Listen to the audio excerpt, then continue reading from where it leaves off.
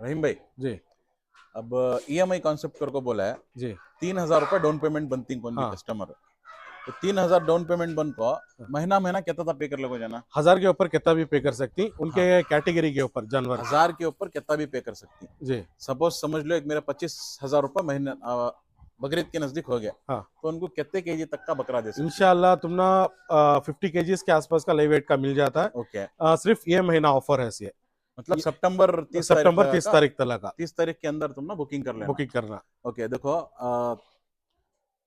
महीना महीना 1,000, 2,000, 3,000 जैसा तुम्हारी सहूलत है उस सहूलत से तुम्हें पे कर ले जा सकती। तो बकरीद के नजदीक में जितना भी तुम्हारा अमाउंट होगा रहता है या एक्स्ट्रा और भी पे कर सकती हैं। तुम्हें पे करे तो 50,000, सपोज समझ लो 25,000 को तुम ना 50,000 के तकरीबन करीब का बकरा मिल जाता। 25,000 को 50 मतलब 500 रुपए के हिसाब से मिल जाएगा तुम्हें। तो क्या है, थोड़ा स्लाइटली नेगोशिएट हो जाता उसमें।